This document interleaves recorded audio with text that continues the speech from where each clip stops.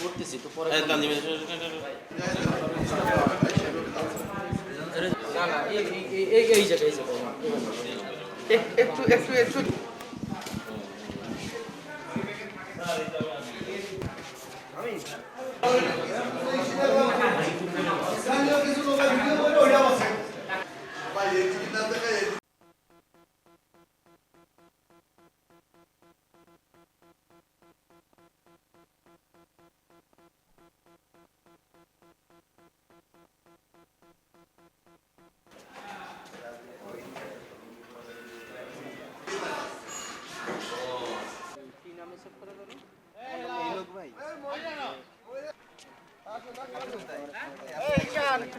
Video গানে খাই আসামি নিয়ে আসতো লাইভে ভালো মানে পাসপোর্ট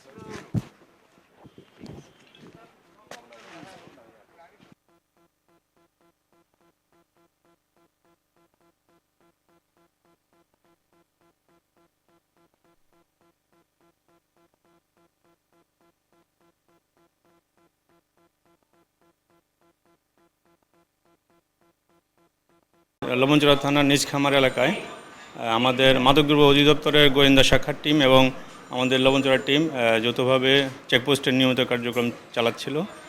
তো সেখানে প্রথমে একটি বাস থেকে দুজন মহিলাকে 80 পিস ফেন্সিডিল সহ ধরা হয় এবং পরবর্তীতে অন্যান্য বাস চেক করার সময় একজন মহিলার কাছ থেকে আপনারা দেখছেন যে 5টি বিদেশি অস্ত্র, এর মধ্যে 2টি রিভলভার এবং 3টি পিস্তল এবং 96 রাউন্ড গুলি উদ্ধার করা হয়। তো আমরা তাকে প্রাইমারি জিজ্ঞাসাবাদ করেছি, তার কাছ থেকে বেশ কিছু তথ্য পেয়েছি। এই অস্ত্রগুলো কোথা থেকে এসেছে এবং কোথায় যাবে আমরা সেই তথ্যগুলো কালেকশন করেছি। আর মহিলার বিরুদ্ধে আমরা তথ্য পেয়েছি সে এর আগে একটি মাদক মামলায় অভিযুক্ত ছিল, অ্যারেস্ট হয়েছিল। আর আমরা যে তথ্য পেয়েছি সেই তথ্যের ভিত্তিতে আমরা পরবর্তী কার্যক্রম শুরু করেছি। আপনারা হয়তো জানেন যে এই সাতক্ষীরা থেকে ঢাকা রুটে প্রায় সময় এইভাবে অস্ত্র যাচ্ছে। এগুলা অস্ত্রের চালান এটা একটা অস্ত্রের বড় চালান।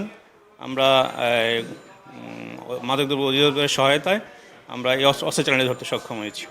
না এটা ব্যাগের মধ্যে ছিল, তার হেফাজতে ছিল, যে সাতক্ষীরা থেকে ঢাকার উদ্দেশ্যে যাচ্ছিল, এমাদ পরিবহনে করে যাচ্ছিল।